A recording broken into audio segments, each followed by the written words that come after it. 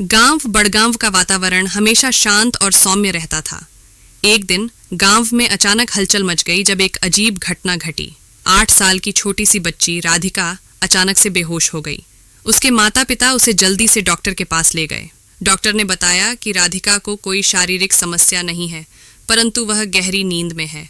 रात के तीसरे पहर जब गांव के सभी लोग गहरी नींद में सो रहे थे, राधिका अचानक से उठ बैठी।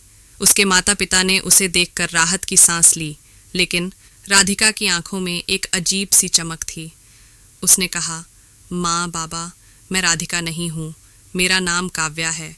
मुझे इस जीवन में भेजा गया है ताकि मैं अपने पिछले जन्म का अधूरा काम पूरा कर सकूं। राधिका की बातें सुनकर उसके माता पिता सख्ते में आ गए। वे उसे समझाने की कोशिश करने लगे, लेकिन राधिका नहीं मानी।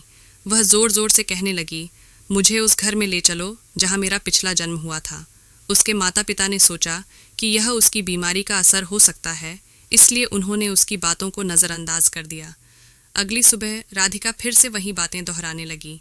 इस बार उसने अपने पिछले जन्म की बातें भी बताईं। उसने कहा कि वह काव्या नाम की एक लड़की थी जो पास के ही एक गांव में रहती थी। उसने अपने घर, परिवार और यहाँ तक कि अपने पुराने दोस्तों के नाम भी बताए। राधिका के माता पिता ने उसकी बातें सुनकर गांव के बुजुर्गों से सलाह ली। बुजुर्गों ने कहा कि यह पुनर्जन्म का मामला हो सकता है और उन्हें राधिका की बातों को गंभीरता से लेना चाहिए। उन्होंने तय किया कि वे राधिका को उसके बताए हुए गांव लेकर जाएंगे। जब वे उस गांव पहुंचे तो राधिका ने एक पुराने घर की ओर इशारा किया और कहा, यह मेरा घर है। उसके माता पिता और गांव के लोग हैरान रह गए। उन्होंने घर के मालिक से बात की और उसे सारी स्थिति बताई। घर के मालिक ने कहा, यह घर वाकई काव्या का था।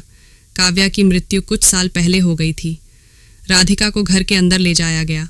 उसने घर के हर कोने को पहचान लिया। उसने कहा, यह मेरा कमरा है, यहाँ मेरी किताबें रखी थीं और वह मेरा खिलौना बक्सा है। उसके माता पिता की आंखों में आंसू आ गए।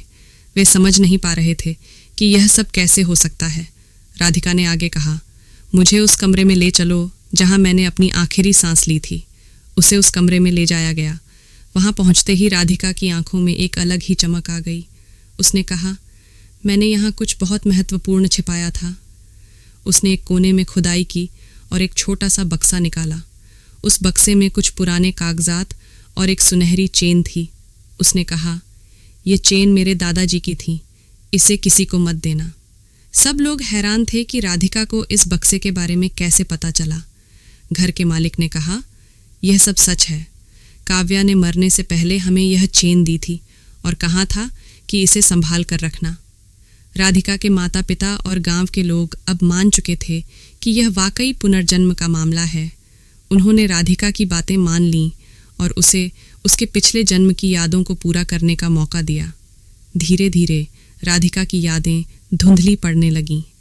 उसने अपने पुराने जीवन को अलविदा कह दिया और अपने नए जीवन में आगे बढ़ने लगी। उसके माता पिता ने उसे अपने प्यार और समझ से संभाला। इस घटना के बाद गांव के लोग पुनर्जन्म के रहस्य को मानने लगे।